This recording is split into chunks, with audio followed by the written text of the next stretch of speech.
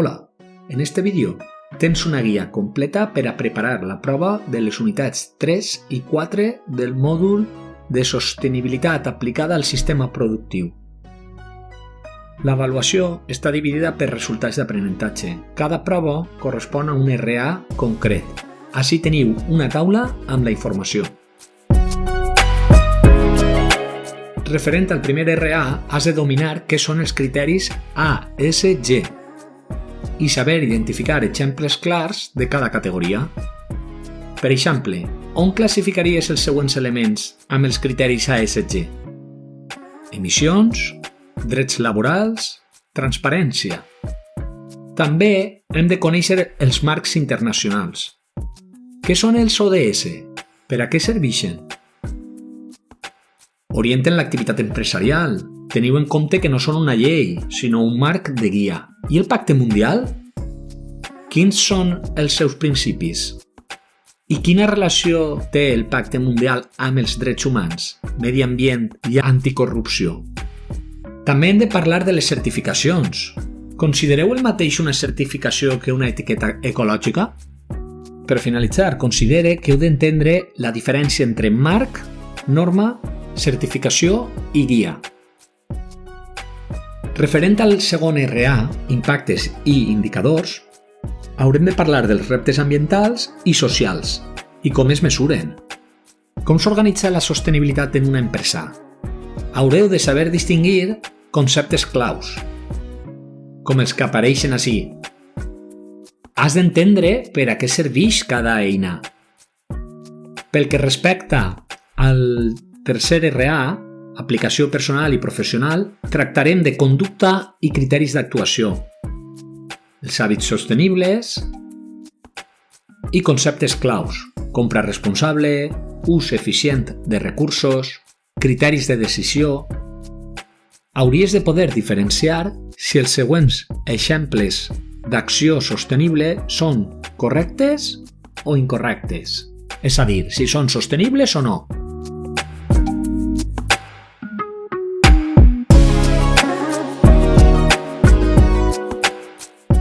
En este bloc d'indicadors i mesura és molt important conèixer l'ACB.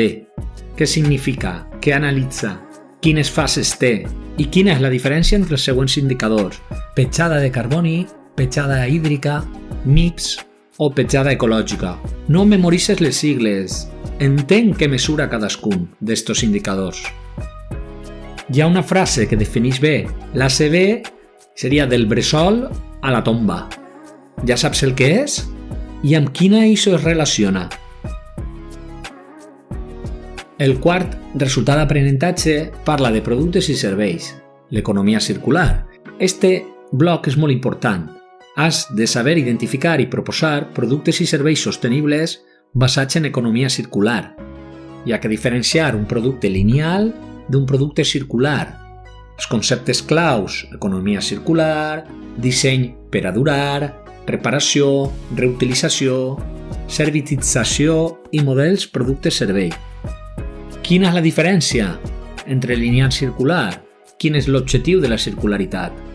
Les regles de l'ESR, exemples de productes circulars i quins beneficis empresarials podem obtindre. I les diferents estratègies de disseny circular. Cal tindre en compte que circular no és només reciclar, és redissenyar el sistema. I per finalitzar, és el mateix l'economia verda que l'economia circular? Són antagòniques o compatibles?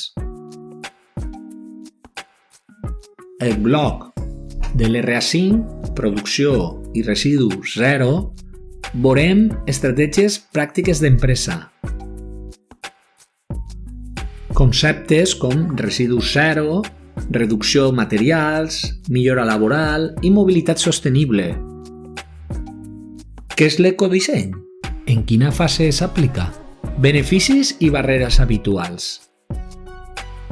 La producció sostenible implica un impacte baix, que siga viable des del punt de vista econòmic i bones condicions laborals. Quines mesures podem aplicar a les empreses que reduïsquen l'impacte real sobre el medi ambient? I, per últim, l'RA6. Empresa i plans de sostenibilitat. Has d'entendre com es gestiona la sostenibilitat en les empreses. Elements com objectius, indicadors, grups d'interès, auditories. Què significa stakeholder? Amb quin dels conceptes que acabem d'anomenar està relacionat? Has de reconèixer els següents conceptes: producte, eco-friendly, servei sostenible, model producte com a servei, mobilitat sostenible i intermodalitat.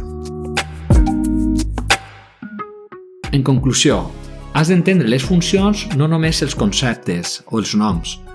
Has de diferenciar les diferents eines que es poden aplicar, relacionar conceptes amb la seva aplicació i diferenciar marc, eina, indicador o estratègia. Doncs fins ací. Salutacions!